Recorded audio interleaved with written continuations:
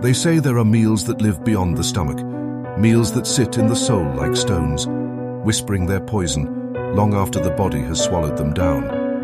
And in Virginia of 1851, there was one such meal, a custard so smooth, so golden, so deceptively sweet, that those who tasted it never rose again. Their laughter cut short, their power withered, their bloodlines extinguished in a single night of indulgence. It was not served in some filthy tavern, nor in a beggar's hut, but within the carved oak halls of a plantation house, chandeliers trembling with candlelight, silverware glinting as though mocking the doomed hands that clutched them. Men of wealth and cruelty leaning back in their chairs with the smug certainty that they owned the land, the air, even the lives of those who brought them food. Yet what they did not know was that the sweetness in their mouths carried a bitterness beyond measure.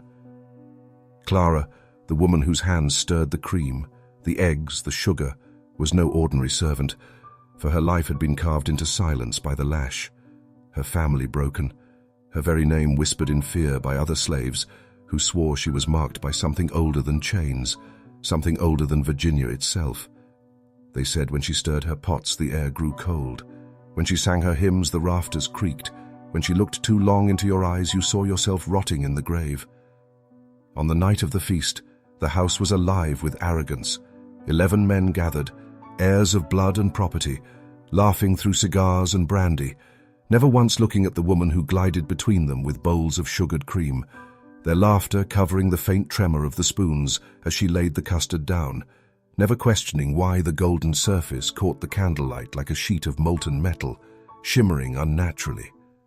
Those who would later recount the tale swore that before the first bite, Clara stood in the doorway a moment too long, her face half swallowed by shadow, her lips moving in a whisper none could hear, though one servant hiding near the hall claimed he caught fragments, words not of English but of something older, broken syllables like prayers or curses, carried in a breath that made the candle flames bow, and when the spoons touched lips, when the sweetness slid down tongues, a silence fell, unnatural, heavy, as if the very walls of the house were holding their breath. The laughter died like a snuffed flame. The air grew damp with rot, and Clara turned without a word, vanishing into the kitchen, leaving behind a table of men who had tasted more than custard. They had tasted their inheritance of death, their lineage's undoing, and the bitter custard became a legend, whispered in fields, in cabins, in shadows where the truth was never safe to speak aloud. The plantation where Clara served was older than memory allowed, its bricks laid before the Revolution, its chimneys breathing smoke over generations of masters whose names were etched into courthouse ledgers, but whose sins dissolved into the soil. The house itself was said to moan in winter, its shutters banging even when the air was still, and though whitewashed walls gleamed under moonlight, the ground around it reeked of something damp and unclean, as if rot had seeped into its roots. Those who walked its halls in daylight swore it was like any other home of wealth, filled with polished furniture, grand staircases, and portraits of men who stared down with painted disdain. But when the sun fell and shadows gathered, the house felt heavier, the corridors too narrow, the windows too dark, as though something pressed against it from within, yearning to be released. Those forced to sleep in its lower quarters whispered that scratching came from beneath the floorboards, and that sometimes, in the dead of night, the cries of those long buried echoed through the plaster. Clara knew these sounds better than most, for she had been sold into the household as a girl, raised under its dripping ceilings, fed scraps from its kitchen, and lashed for the smallest slight. Yet the house did not break her. Instead, it carved her into something sharper, something that seemed to understand the language of dust, the rhythm of insects crawling in the walls, the whispers that seeped from the earth beneath her feet. She carried them in her silence, in her gaze, in the strange cadence of her prayers. The night of the bitter custard, the house itself seemed to lean into her intent. Shutters creaked, though there was no wind. Rafters groaned like old men waking from uneasy dreams. And in the dining hall, where 11 masters leaned upon their chairs, the walls tightened, trapping the laughter. Inside, like a coffin sealing shut, servants felt it first, The pressure on their lungs, the way the candlelight thickened instead of flickered, the suffocating silence as if the house itself anticipated what was coming. And when the spoons scraped against porcelain, when the men swallowed sweetness without suspicion, some swore the house exhaled, a sigh of centuries, as though it had been waiting for this meal, waiting for Clara to stir more than eggs and sugar, waiting for her to pour something unholy into the mixture. No one could prove whether poison or curse rested in the bowls, yet the walls themselves seemed to know, for they tightened, shuddered, and settled into silence, holding in the screams that were soon to follow. The 11 men who gathered that night were not strangers to cruelty. They were names whispered with fear across the county, planters who inherited land soaked in the sweat of others, whose wealth was built upon backs bent beneath whips, men who laughed at sermons yet quoted scripture when it suited them, men whose arrogance was sharpened by the belief that no hand could touch them, not law, not fate, not the God they invoked, but never served. There was Judge Carrington, whose gavel rang like a hammer of doom over every black soul that dared to breathe free, his robes heavy with dust from years of verdicts that crushed lives like insects. Beside him sat Major Redding, whose war medals gleamed though his battlefield was more often the quarters of women he took without consent. And there was Mr. Alcott, heir to tobacco fields, whose cruelty was whispered even among his peers, who chained men longer than he kept dogs, who laughed when lashes drew blood. The others were no less venomous, men of property, of reputation, of indulgence, their boots polished with the labor of others, their bellies swollen with stolen harvest. Yet they fancied themselves gentlemen, smoking cigars rolled in Havana leaf, pouring French brandy into crystal glasses. Their conversation thick with politics, wages, and casual cruelty, none spared a thought for the woman gliding between them, her steps silent, her gaze never lifting. The custard bowls balanced on a tray that seemed to tremble with something more than weight.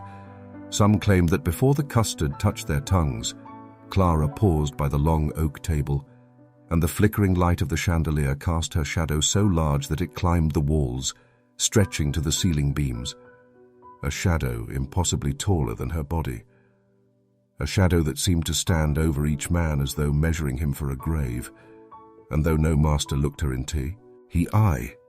Each felt the weight of her presence, the hair at the nape of their necks prickling, though they could not name why. The men lifted spoons without thought, their laughter carrying into the rafters, mocking and oblivious.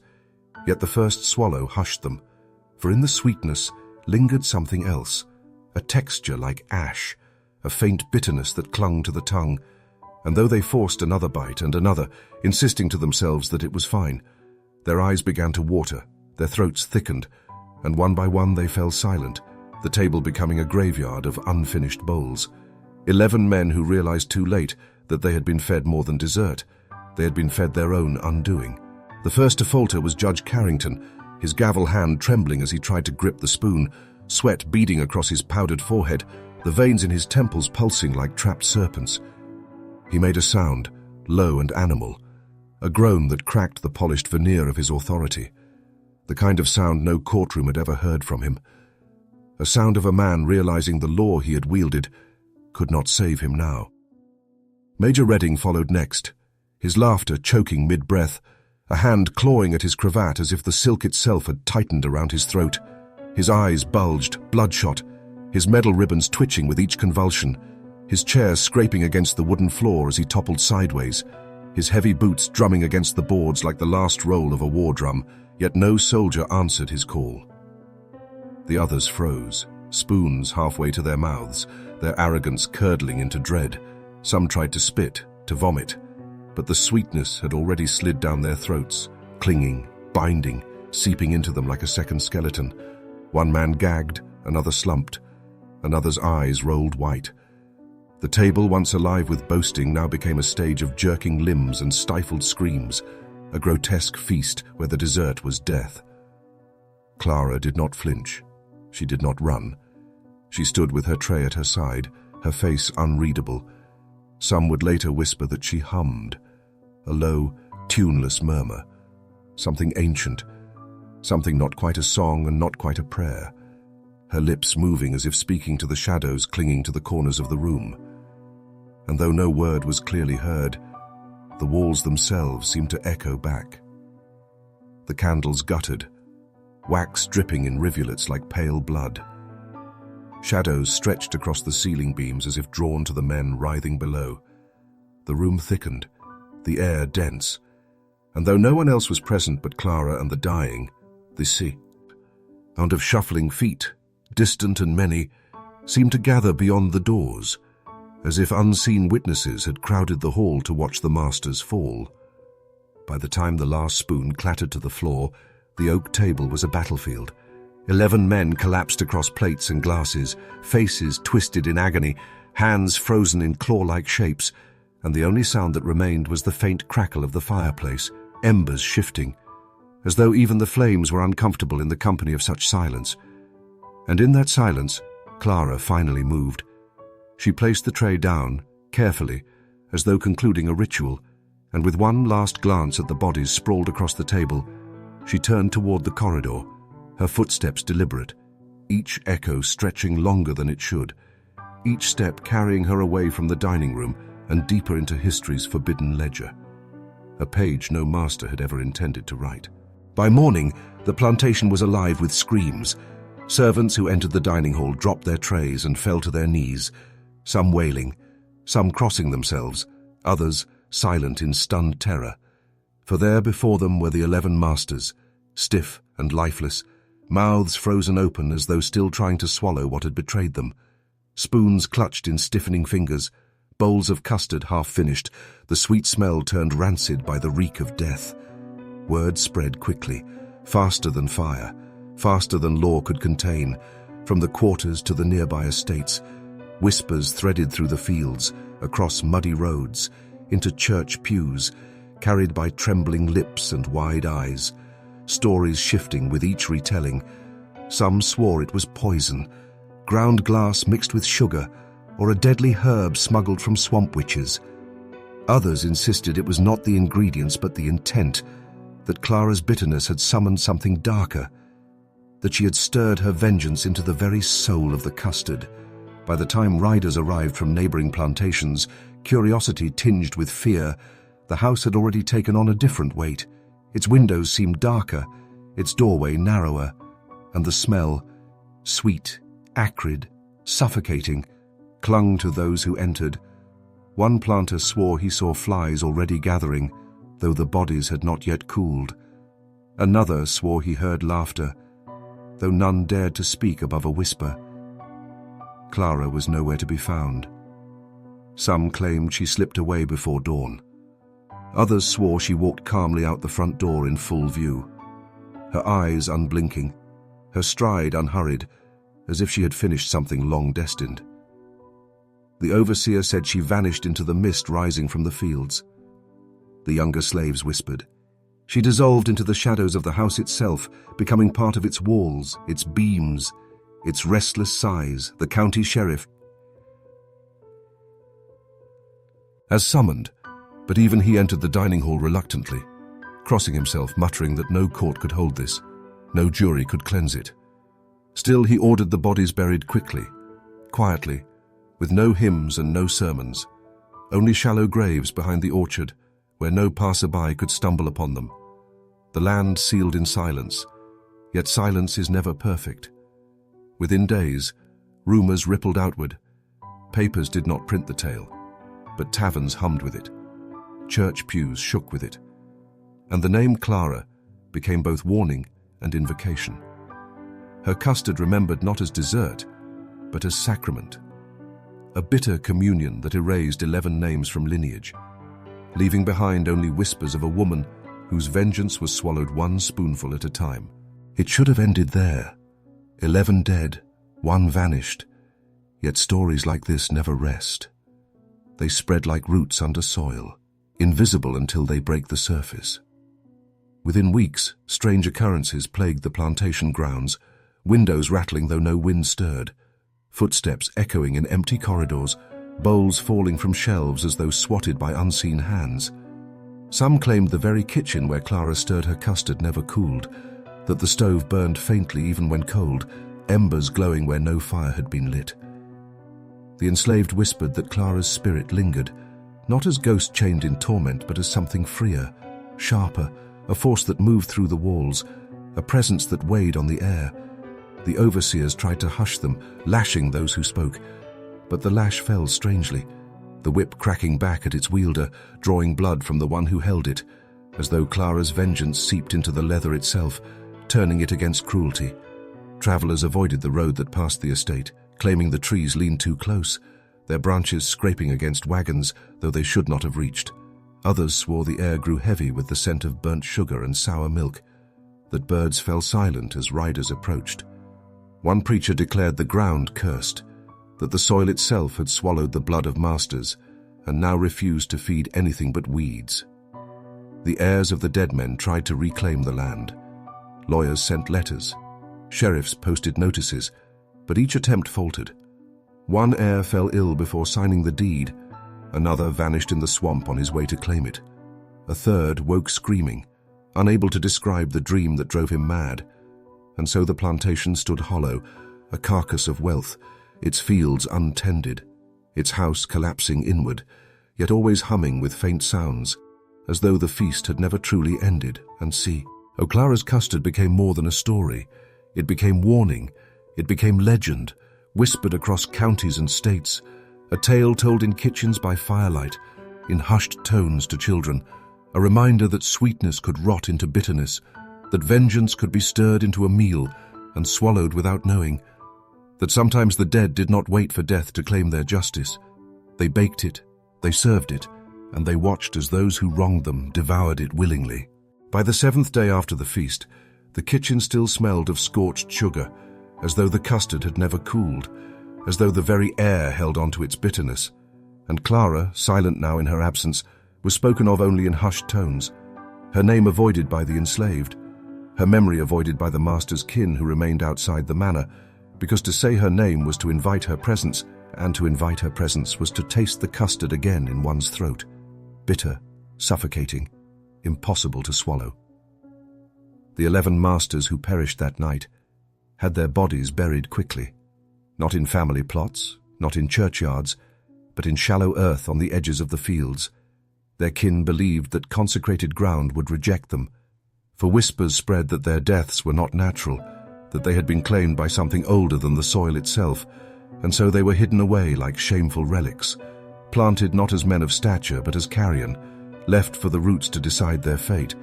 Yet their absence did not end their dominion, for their houses remained, their wealth remained, their shadows remained. The widows and distant cousins who inherited the land spoke of strange disturbances, pots rattling at night with no hand upon them, the pantry doors swinging wide as if a gust of unseen wind insisted it remain open, the faint smell of curdled milk lingering in bedrooms where none had cooked, as though the custard itself seeped from the floorboards, refusing to be forgotten, refusing to be erased. One overseer who dared to return to the kitchen described seeing the copper pot where Clara had stirred, still resting on the fire as though waiting for her hand to stir it again. But when he touched it, though the fire beneath was long dead, the pot burned his skin, leaving blisters in the shape of swirling patterns, like sugar dissolved too quickly into cream.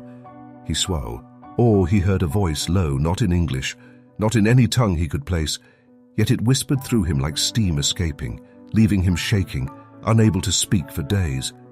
The widows tried to hire priests, but the priests refused to enter, claiming their scriptures grew heavy, their tongues dry, their prayers drowned before leaving their mouths.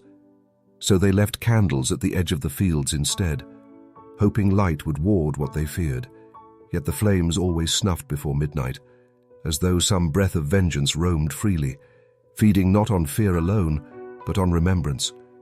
And Clara, though gone, though vanished into rumor and shadow, lived in every kitchen that dared light its fire, for the enslaved women spoke of her recipes, though none admitted to having seen them written.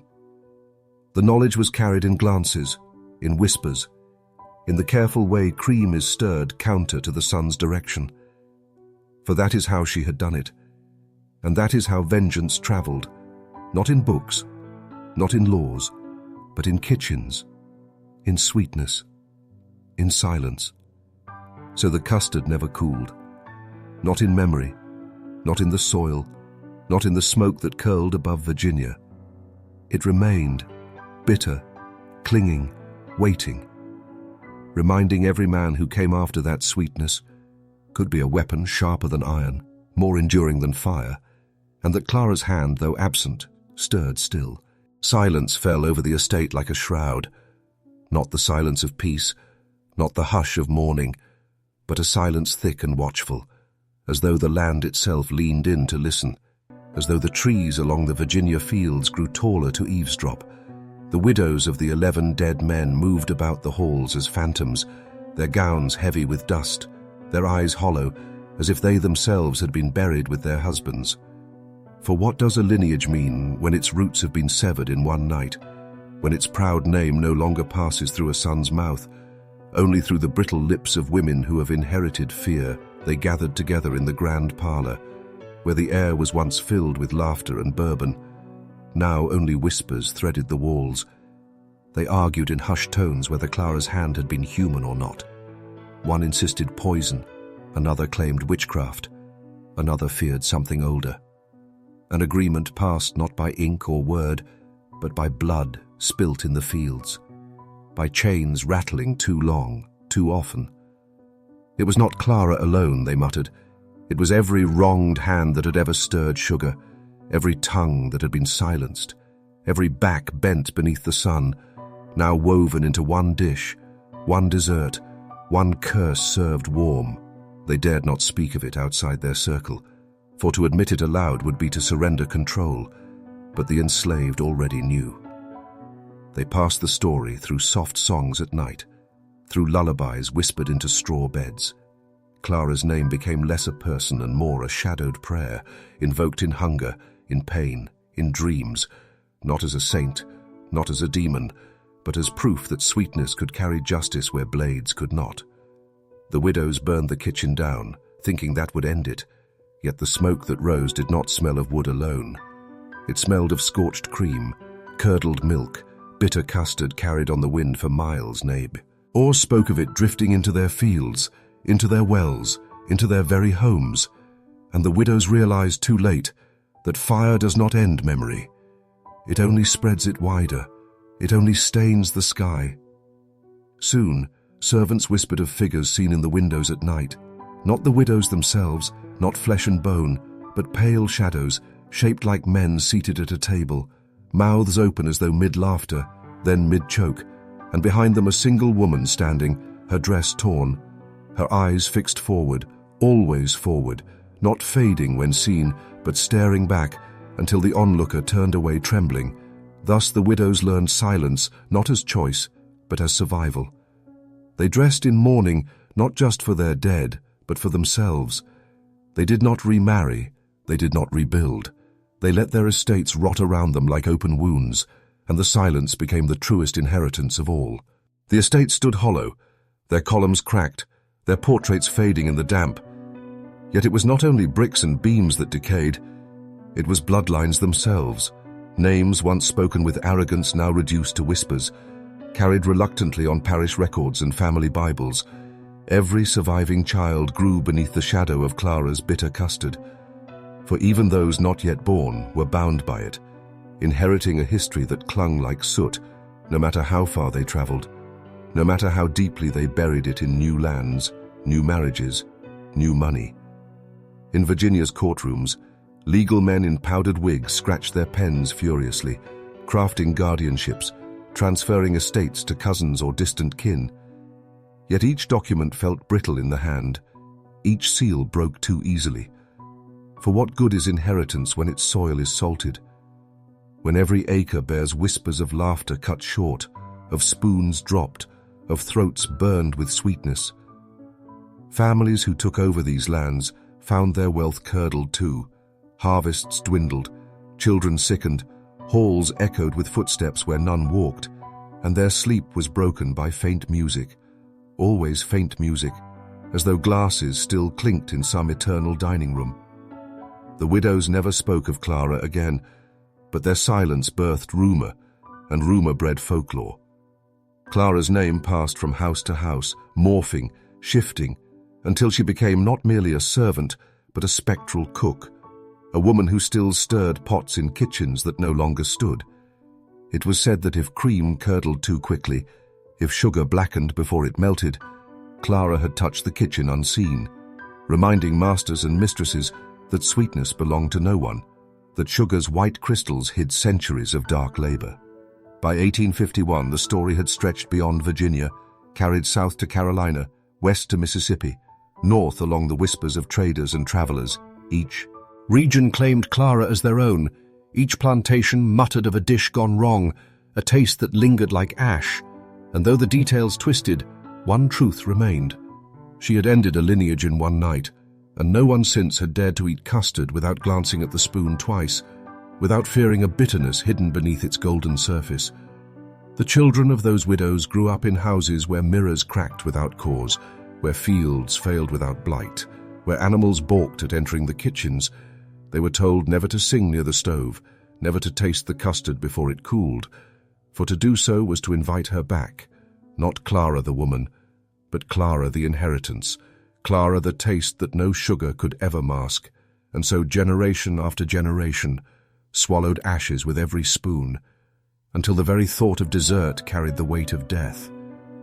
Thus inheritance did not pass in coin, nor in acres, nor even in blood, but in the taste of bitterness, passed like a chalice, an unholy communion binding each descendant not to glory but to a curse, one no prayer nor fire could erase, for ashes do not vanish. They only scatter wider, carried on wind and tongue, until the story is all that remains. In every telling, there lies a question that gnaws at the marrow. Did Clara keep a recipe? Some handwritten scrawl of eggs and cream, sugar and spice, laced with something far older, something that no kitchen shelf should have held, no spice rack should have concealed. Some claimed a folded paper was found tucked beneath the hearthstone of the manor kitchen. Words written not in the careful cursive of plantation ladies, but in jagged hand, letters leaning crooked like teeth. The ink faded, yet the instructions clear enough to chill the blood. They said the custard called for more than nutmeg and lemon peel, more than cream whipped into stillness. There were instructions to stir counter to the sun, to whisper names of the departed as sugar melted, to cut strands of hair from masters who never noticed what was missing, to pour into bowls only when silence filled the house, a silence unbroken by laughter or prayer. And most chilling of all, an ending line scrawled in haste. Sweetness is remembered, bitterness is never forgotten. Of course, no one kept the page, no judge catalogued it, no widow admitted to its existence, yet whispers endured. Every kitchen maid who heard the tale swore she would never taste custard again, never trust a dessert brought to her plate. For what if sugar itself was cursed, each crystal a vessel for vengeance, each spoonful a reminder of what the land itself demanded? The rumor of Clara's recipe spread beyond the plantation walls, slipping into slave quarters, carried on songs and prayers, reworked into hymns that the overseers thought harmless, yet each verse held warning, each chorus a veiled curse. Among the enslaved, Clara's custard became legend, a reminder that sweetness could be sharpened, that servitude did not strip one of cunning, that kitchens themselves were battlegrounds, for while masters wielded whips, Clara had wielded spoons, pot, and sugar, turning their own appetite into their undoing. It was whispered that any woman who knew sorrow deep enough, rage long enough, and patience sharp enough could stir the same bitterness into any dish, and when she did, the curse would not fail. And so the recipe lived not on paper, but in memory, in practice, in the rolling of sugar between fingers that trembled with both grief and defiance. Children were taught to stir slowly, always counter to the sun, not to summon Clara herself, but to honor the lesson, to remember that sweetness can mask poison, that every dish carries its shadow, and that no table is safe when bitterness sits waiting beneath the golden surface. In kitchens across Virginia, across Carolina, across the dark soil of Mississippi, Clara's recipe lived as both warning and weapon, though no one dared admit to trying it, though no family claimed to hold the original parchment. Every pot that simmered carried suspicion. Every custard that cooled might be the last. For to taste sweetness without caution was to forget Clara, and forgetting was the one sin no one could afford. The year after the bitter custard ended 11 masters, the manor stood hollow, its dining hall shuttered, yet the table remained, long and warped with heat from the fire that licked its edges, but never consumed it fully, a relic of that final supper, plates still stacked in cabinets, cutlery blackened with tarnish, as though waiting for hands that would never again reach for them. Servants who passed through on errands whispered that shadows still gathered there, not fleeting tricks of light, but figures seated where the masters had once reclined. A silent banquet, repeating itself in endless stillness. Neighbors told of hearing clinks of glasses where no glass stood, the scrape of chairs across the warped floor, the faint perfume of nutmeg in air thick with dust. And at times, most unsettling of all, the faint sound of retching, of throats tightening, of coughing choked off too quickly. Yet when doors were opened, the room lay cold, untouched. Save for one detail that every witness repeated, the long table bore 11 dark stains, ringed as though bowls had been set down and lifted away. Though no bowls remained, each stain shaped differently, as if each bore the memory of what it once carried. Some claimed the shadows seated at that spectral feast were not the masters themselves but their hunger given form, cravings that refused to die, bound to that place until time itself ended. Others swore they saw Clara moving between them, her outline faint yet steady, carrying a tray, her head held high, her eyes fixed not on the bowls but on the faces bent over them, as if she served not food but fate, and that fate could never be consumed, only repeated. The folklore grew darker, for they said anyone foolish enough to sit at that table would find themselves surrounded by unseen guests, feel cold hands brushing their arms, hear whispers close enough to warm their ear, and shoo. Will they dare to eat, even bread, even water? The taste would turn bitter before the swallow, and from that moment forward, bitterness would follow them, not just in food, but in every joy of their life, every sweetness curdled, every comfort ash. The hall was finally sealed, its shutters nailed, its locks rusted. Yet even in silence the story spread. Travelers detoured to glimpse its windows, to glimpse the hollow house that contained a banquet of shadows, and each who told the tale added something more. Some spoke of laughter, brittle and sharp, others of songs hummed through the walls, and always, always, the lingering trace of custard, sweet at first, then so bitter it turned the stomach, proof that Clara's feast did not end in 1851, but continued in the realm of the unseen, where hunger and vengeance never tire. Of all who lost kin that night, none bore the weight like Mistress Halloway, widow to the eldest of the fallen. She survived not because she was spared, but because illness kept her to her chamber, too weak to descend to the feast, too weak to join her husband and his brothers, yet strong enough to hear every sound through the floorboards. The laughter rising, the clatter of spoons, the coughing that grew frantic, the silence that followed, a silence so complete it rang like a scream that never ended. When servants found her the next morning, she sat at her vanity, her eyes sunken, her hair undone, whispering to no one, repeating one phrase again and again, the sweet turned bitter, the sweet turned bitter. They said she did not weep, did not rage. She only repeated those words until her voice rasped, as though each syllable scraped her throat raw. By the third day she would speak no more, her tongue refusing, her lips sealed. She gestured only to the floor beneath her, as if pointing to the dining hall she could not see yet never escaped. The widow lived on another 5 years, yet those years carried no sound from her. She never again touched sweet food, never touched bread that bore sugar, never allowed fruit past her lips. Her diet reduced to broth and water, her frame thinning until she seemed a shade herself. And in the manor she wandered, trailing her fingers along walls, listening, always listening. Some said she could hear the banquet still, each echo trapped like a fly in amber beneath the floor. Others swore they saw her conversing with shadows, nodding and pausing as though hearing replies. Folklore turned her into something more than widow. She became the silent witness, cursed with ears that could never unhear the death of her kin, cursed to carry their final feast in every heartbeat. And when she finally died, it was said her body remained warm longer than flesh should, as if her ears had not yet released their hold on the living. Neighbors refused to attend the burial, fearing that in silence she had bargained with something unholy, and that burial would not contain her.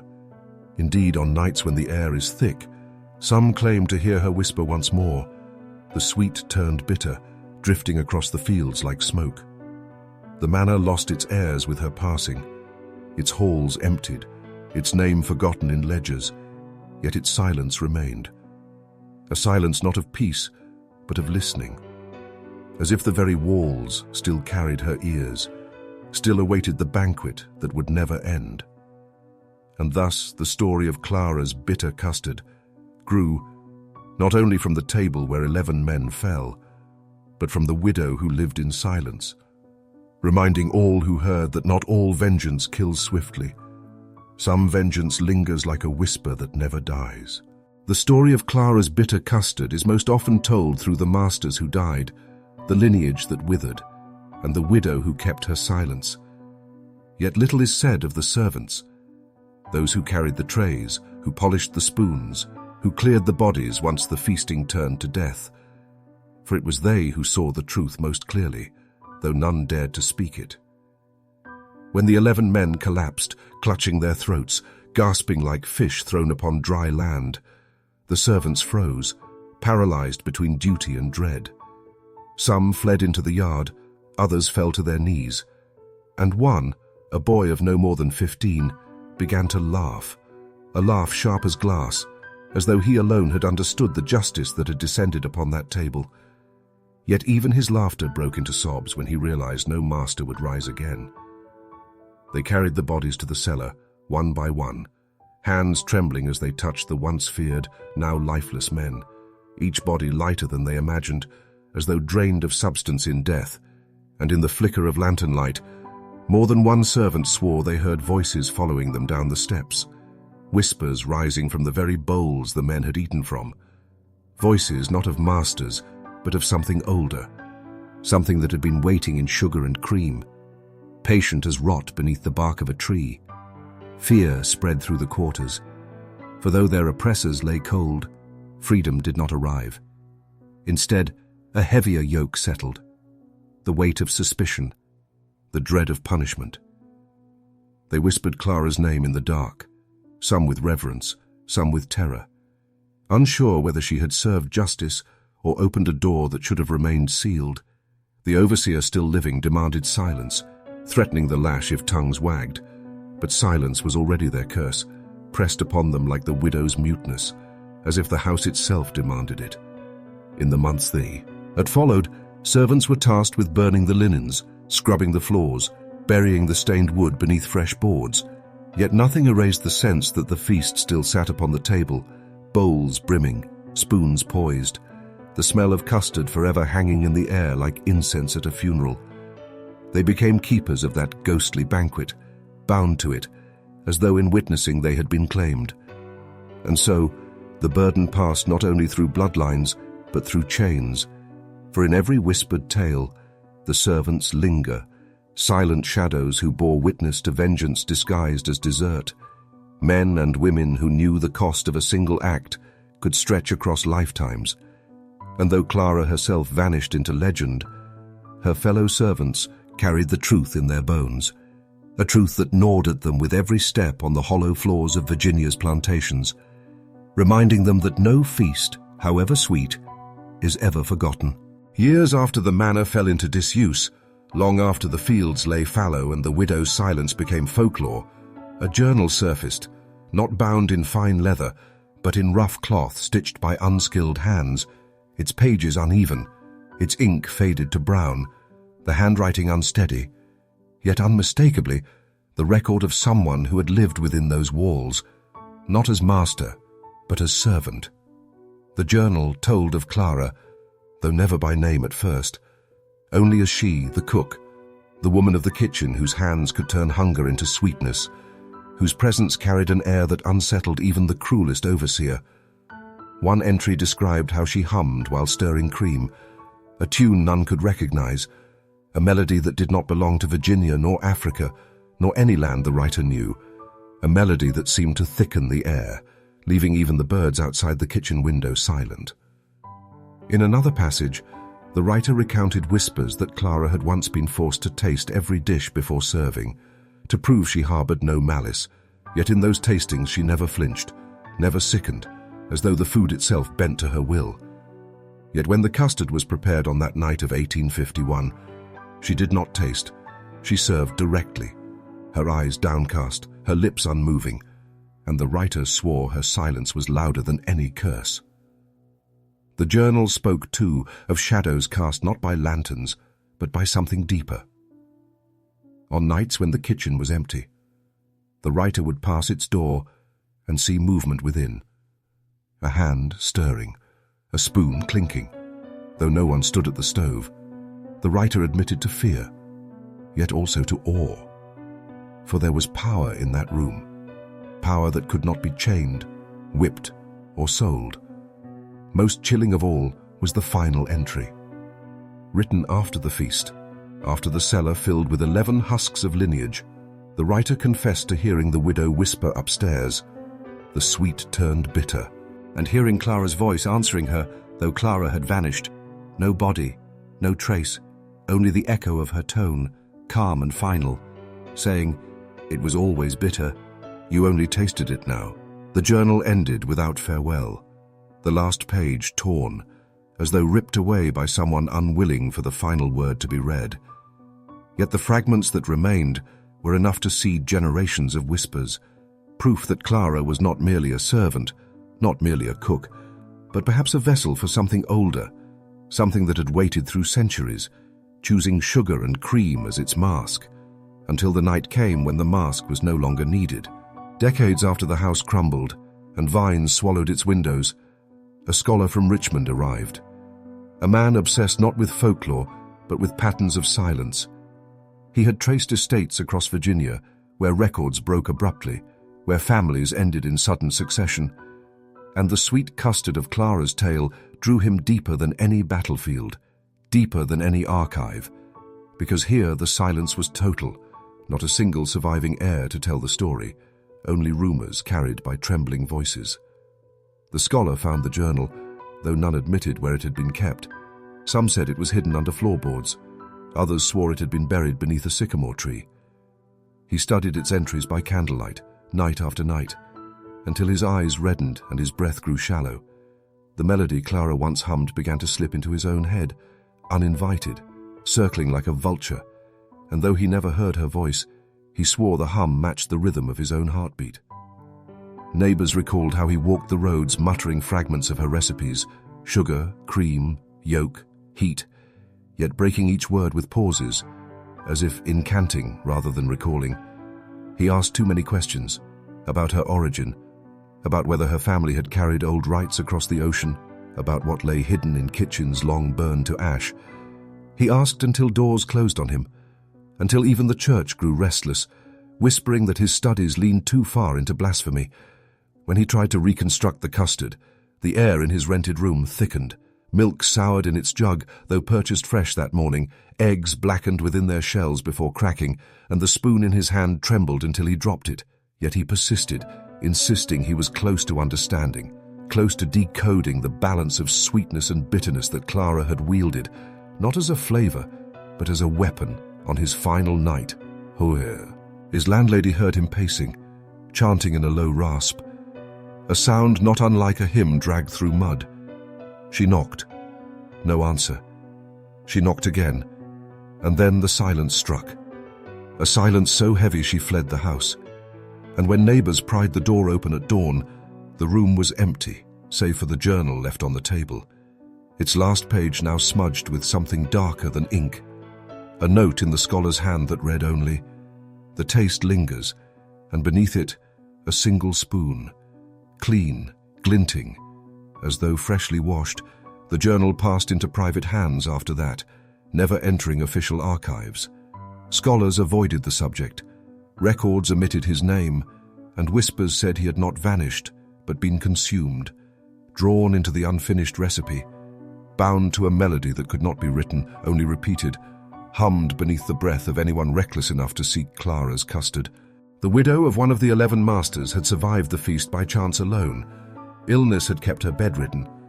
So when the custard was served, her place at the table remained empty, and though her husband perished with the others, she lingered, drifting through her estate like a ghost among ledgers and locked rooms.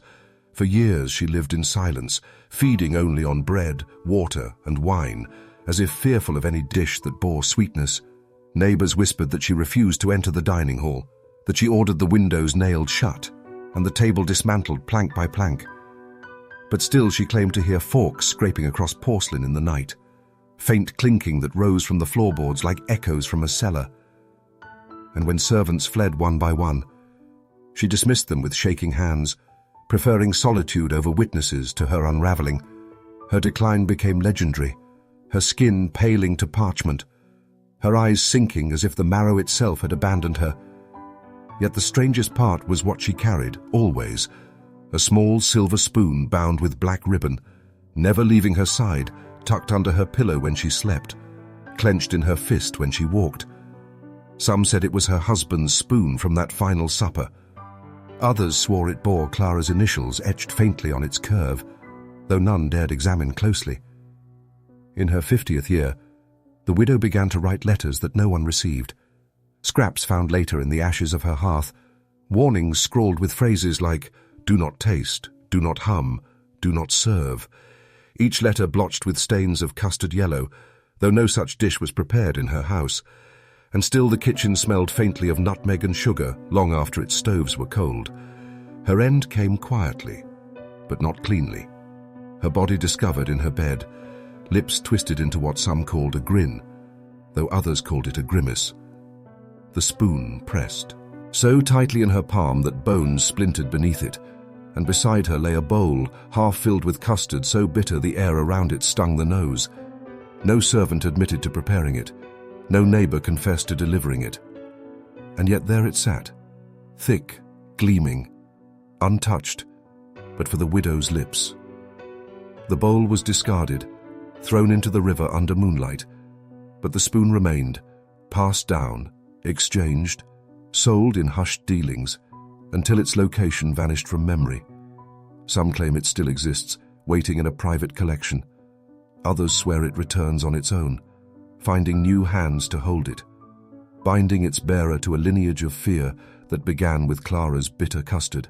Long after the last master's burial, when the estate had grown over with moss and ivy, the whispers of Clara's custard did not fade, for there were still those who had lived in its shadow, the servants who had carried the bowls, the ones who had set the silver, the ones who had watched 11 men eat and die in the flicker of candlelight. They had spoken nothing, not in court, not to neighbors, not even to each other beyond what was necessary. Silence hung over them heavier than chains, yet their eyes told the story, hollow and rimmed with sleepless red. Whenever questioned, they only bowed their heads and claimed not to remember, though each hand trembled at the sound of porcelain striking porcelain. It was said that one servant, a young man named Isaiah, disappeared weeks later, vanishing into the swamps with no trace but a trail of boot prints leading into the reeds. Some claimed he drowned. Others swore they saw him years later in a distant county, still carrying the look of a man who had glimpsed something unspeakable at a table where no guest left alive. Another, a woman called Ruth, went blind in both eyes within a season, though physicians found no cause.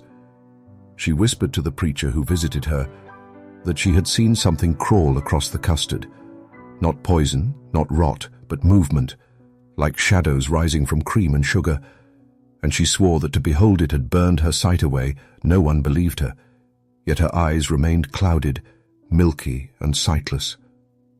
Until her death, a third, Samuel, kept to the cellar, refusing daylight.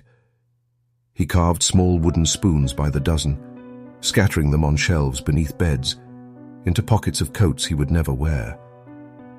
When asked why, He muttered that one spoon would not be enough, that there needed to be hundreds, 1,000 perhaps, to divide the curse.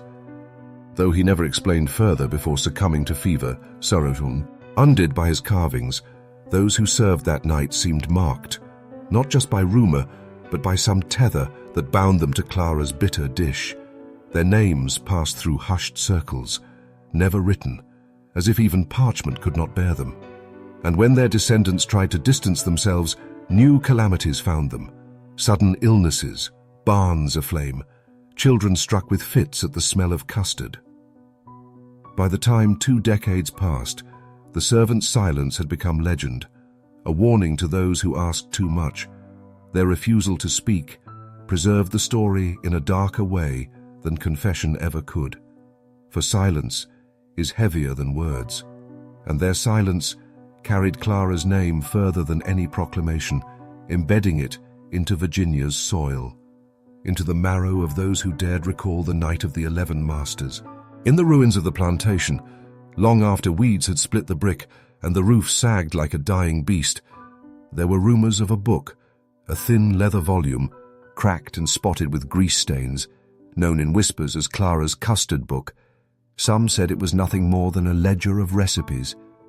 Custards, pies, breads, syrups. The everyday instructions of a kitchen bound to feed both masters and slaves. Yet others swore the margins were filled with notations in a hand no one recognized, looping letters that bent into shapes more like charms than words, diagrams that looked less like instructions and more like maps of veins or rivers, flowing always back to the same dark circle, inked again and again at the page's edge.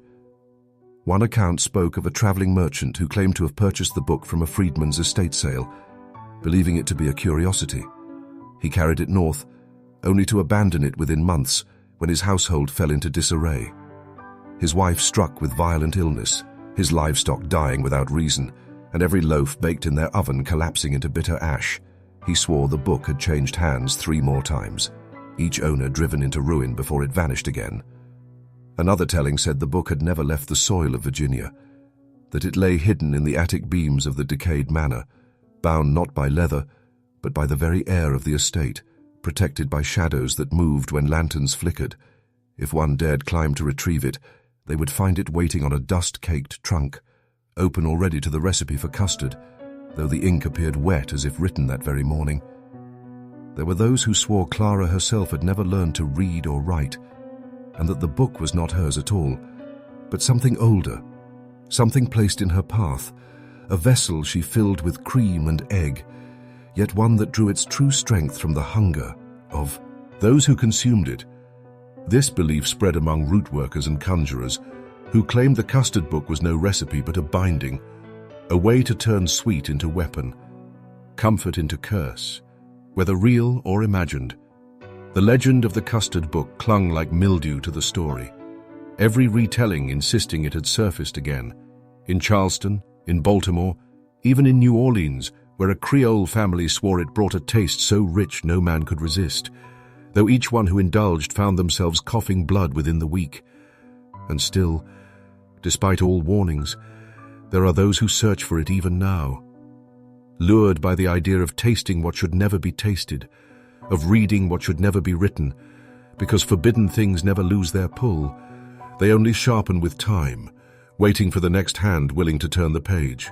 The manor had grown oppressive with shadow and silence, corridors humming with the echo of lives extinguished. Jonathan Whitmore staggered through the dining hall, chest tight, muscles tense, the lingering tang of bitter custard still sharp on his tongue, a reminder that indulgence now carried irreversible consequences. 11 masters claimed by Clara's unholy confection, each one a thread severed from the tapestry of lineage, the whispers of ancestry now fractured, their names lingering in the air like smoke from a long-extinguished fire. Clara calm in the corner, her eyes glinting with deliberate intent, hands folded yet every movement of the shadows, every tremor of the air, obeying her silent orchestration. The chandelier above groaned as if burdened by the weight of guilt. Light fractured across walls, shadows stretching into serpentine forms that slithered along floors, curling around the legs of chairs, pressing cold against torsos, deliberate, patient, knowing. Each breath Jonathan took strained under the gravity of inevitability, his mind cataloguing the vanished, the whispers threading through memory, naming sins, cataloguing fear, exposing every hidden flaw in the lineage that Clara had methodically undone. 11 bloodlines now broken, an entire heritage collapsing under the weight of her bitter-sweet vengeance, the manor alive with a predator's quiet satisfaction. The dining table itself seemed to breathe, edges shifting subtly, plates and utensils tilting with uncanny precision, desserts quivering in unnatural anticipation. The custard vessels now grotesque with shadow, sugar curling into forms that suggested hands, faces, instruments of judgment. Jonathan staggered, chest constricted. Understanding resistance was futile. Each step forward met with subtle, invisible pressure, shadows brushing against skin, teasing, asserting dominance. Each memory of the master's past lives surfacing, twisted into horror, revelation, and the inevitable truth that the bloodlines had been carefully, deliberately extinguished. Clara's calm radiated outward like a force field, subtle gestures orchestrating whispers, shadows, even the air itself. Jonathan's eyes darting across the room, witnessing tendrils coiling higher, pressing tighter, testing endurance. The manor alive, conscious, deliberate, patient. Each twitch, each shiver, each hesitant step feeding her rhythm. The mechanism of judgment and erasure. Jonathan resisting, chest constricted, realizing the bitter custard was not mere confection, but a deliberate agent of erasure, every element complicit, every shadow a record of obliteration, the 11 masters' lines now echoing only in fractured memory. A faint cracking echoed through the room as shadows pressed tighter, movements involuntary. Jonathan's body tense under invisible pressure, metallic tang of sugar sharp, whispers dissecting memory, exposing sins, amplifying helplessness. Each heartbeat a countdown, each breath laborious. The dining hall alive with the memory of what had been, the first irreversible deaths feeding the rhythm of annihilation, the remaining survivors feeling every nerve, every sinew prey to the deliberate cruelty of a confectioner whose mastery now reached terrifying omniscience. The bloodlines withered as planned. The remaining heirs shivered, muscles taut, frozen in place, aware that any twitch, falter or breath could provoke punishment, shadows curling higher, pressing tighter, motion deliberate, heartbeat synchronized with the manor's pulse, each gasp amplified, fear consumed and redirected. Jonathan realizing that Clara, the custard, the whispers, and the shadows were a single entity, orchestrating revelation, judgment, mortality, and heritage's obliteration, unstoppable, patient, the night stretching endlessly into dread, moments drawing closer to ultimate erasure, the manor bearing witness to the complete extinction of 11 proud lines. And Jonathan understood the bitter truth that some sweets were never meant to be tasted. The manor seemed to pulse with an unnatural rhythm, walls whispering secrets of lives already claimed. Jonathan Whitmore stumbled through the hall, chest constricted, muscles taut, the lingering bitterness of Clara's custard still sharp on his tongue, a poison not only to body but to bloodline. 11 masters' legacies now dissolved into silence, shadows stretching across floors and walls like living fingers, curling around legs, arms, torsos, deliberate, patient, insistent, each movement testing endurance, each heartbeat, a countdown to the next unraveling. Jonathan realizing the house itself had become a predator, every creak, every tremor, a mechanism of judgment, every object complicit in Clara's orchestration. The chandelier trembled overhead, light fracturing into shards across the room, shadows elongating into serpentine forms that slithered along the furniture, pressing against skin, brushing lightly yet unbearably heavy, whispers threading through memory, naming sins, cataloguing secrets, dissecting weaknesses, amplifying fear. Jonathan staggered, muscles locked, understanding resistance was meaningless. The bitter custard had been more than a dessert, a conduit for deliberate annihilation. the remaining heirs now trembling under the weight of hereditary collapse, realizing their bloodlines could be claimed as surely as flesh had been. The dining table itself seemed alive, edges shifting subtly, knives tilting at angles impossible, plates trembling, desserts quivering grotesquely, sugar twisting into hands, faces, instruments of judgment. Jonathan stepping carefully, chest tight, every movement resisted by invisible pressure, shadows brushing, testing, asserting dominance. The memory of 11 masters' demise feeding the rhythm of terror, each surviving heir now bound by anticipation and dread.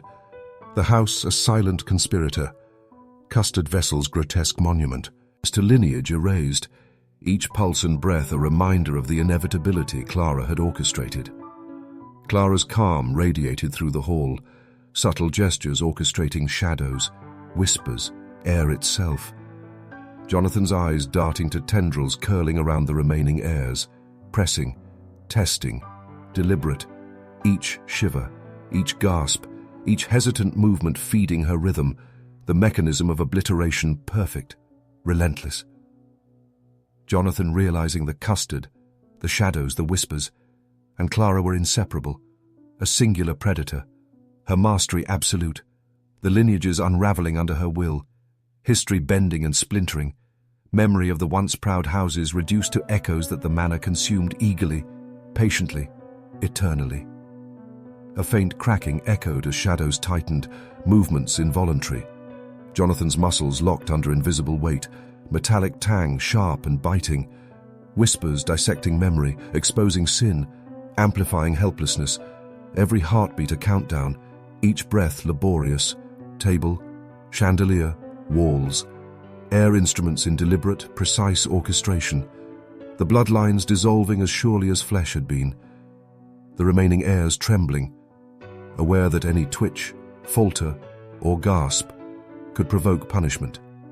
Each nerve and sinew prey to the deliberate cruelty of the Custard's orchestrator, Clara's intent, absolute, omniscient, terrifying. The remaining heirs shivered, frozen, muscles taut, aware that the house, shadows, whispers and Custard were one living, conscious predator, orchestrating revelation, judgment, mortality, annihilation of legacy, unstoppable, patient, precise, night stretching endlessly into dread, perception fracturing, minds bending, inheritance dissolving, Jonathan understanding fully that some legacies were never meant to survive, and that the sweetness of Custard had concealed the most bitter of truths, a meticulous erasure of bloodlines, complete, deliberate, inescapable, leaving only silence, shadows, and Clara's unbroken, omnipotent calm. The manor had become a crucible of despair, shadows thickening, curling, pressing against limbs, torsos, Jonathan Whitmore staggering, muscles taut, chest constricting, the metallic tang of Clara's custard still lingering, a bitter reminder that indulgence now equaled annihilation, 11 masters' lines already claimed, whispers of their vanished blood echoing through corridors, each footstep a countdown to the final unraveling, the surviving heirs trembling, aware that every twitch, every breath could provoke obliteration, the house alive, conscious, deliberate, patient, orchestrating a symphony of terror, and at its center, Clara, calm, eyes glinting with intent, hands still, commanding shadows, whispers, air, and memory as one entity of unbroken dominion. The chandelier groaned above, fracturing light into spectral prisms across the hall, shadows stretching into serpentine forms that slithered along walls, climbed furniture, coiled around torsos, deliberate, patient, insistent, every movement testing endurance, each heartbeat a countdown. Jonathan's chest tightening further, muscles straining, resistance meaningless. The custard vessels on the table grotesque and quivering, sugar twisting into forms of hands, faces, instruments of judgment, the memory of 11 masters' annihilation feeding the rhythm of terror, the final inheritance now to be claimed, the remaining heirs trembling under the weight of lineage collapsing, realization sinking in with suffocating inevitability. The dining table shifted subtly, edges tilting, plates and knives aligning with unnatural precision, desserts quivering as if alive, shadows brushing lightly, impossibly heavy, each movement feeding the rhythm of obliteration. Jonathan staggering, chest constricted, every nerve on fire with anticipation and dread, the house complicit in Clara's will, memory of vanished bloodlines amplifying, the horror, the remaining heirs bound to witness the absolute dominion of the Custard's orchestrator. Every pulse and breath a reminder that heritage could be undone as surely as flesh, the manor alive with intent, patient, insatiable, deliberate. Clara's calm radiated outward, subtle gestures orchestrating shadows, whispers, even air itself. Jonathan's eyes darting to tendrils coiling around the remaining heirs, pressing, testing, deliberate, each gasp, each shiver, each hesitant motion feeding her rhythm, the mechanism of final judgment flawless, relentless. Jonathan realizing fully that Custard, shadows, whispers, and Clara were inseparable. A singular predator, her mastery absolute, the lineages dissolving, history bending, memory of proud houses splintered, reduced to whispers that the manor devoured eagerly, patiently, eternally, the final inheritance claimed not in wealth or title, but in total dominion over legacy and life itself. A faint cracking echoed as shadows tightened, movements involuntary. Jonathan's body tense under invisible pressure, metallic tang sharp, whispers dissecting memory, exposing sin, amplifying helplessness. Every heartbeat a countdown, each breath laborious. Table, chandelier, walls, air, instruments of deliberate orchestration, remaining heirs trembling, aware that any twitch, falter, gasp could provoke obliteration. Nerves and sinews prey to the deliberate cruelty of Clara's mastery, absolute, omniscient, terrifying. The final inheritance complete, leaving only silence, shadows, and unbroken dominion. The remaining heirs shivered, frozen, muscles taut, fully aware that the house, Custard, shadows, and whispers were a single conscious predator, orchestrating revelation, judgment, mortality, annihilation of legacy. Unstoppable, patient, precise, night stretching endlessly into dread, perception fracturing, minds bending, inheritance dissolving. Jonathan understanding fully that some legacies were never meant to survive. The sweetness of Custard concealing the most bitter truth, meticulous erasure of bloodlines leaving only emptiness, shadow, and Clara's unbroken, omnipotent calm. Jonathan finally understood that survival was no redemption, only a witness to annihilation. The house alive with memory, shadows, whispers, every heartbeat marking the end of bloodlines. Clara's calm, unshaken, omniscient, absolute, the final inheritance claimed, the legacy of 11 masters erased, the bitter Custard complete, patient, eternal, merciless. And Jonathan knew with certainty that history would never speak of what had occurred. Yet he would carry the memory, indelible, horrifying, forbidden, into every breath forever. The manor was still, yet alive with memory, shadows lingering in corners, curling faintly like smoke, tendrils brushing against walls and floors. Jonathan Whitmore standing amidst the echoes, chest constricted, muscles trembling, the metallic tang of bitter Custard still lingering on his tongue, a permanent reminder that indulgence had carried annihilation, 11 masters' legacies now extinguished, whispers of their vanished lines hovering like smoke over every surface. Clara calm in her corner, eyes glinting with quiet triumph, hands folded, orchestrating the aftermath with a mastery as absolute as it had been in the feast itself, shadows and air obeying her silent will, the house now a record of obliteration, patient, insatiable, eternal. The chandelier hung crookedly above, fractured light scattering spectral prisms across the room, shadows stretching faintly, patient, deliberate, as if alive, aware, lingering over the traces of obliterated bloodlines. Jonathan's chest tightening further, each heartbeat an echo of the horror that had passed. each breath a reminder of the irreversible deaths. The dining table inert yet resonant with memory. Knives and plates frozen in grotesque, perfect alignment. Custard vessels empty, but grotesquely vibrant in memory. Sugar twisted into hands, faces, instruments of judgment. The remnants of Clara's orchestration, preserving every detail.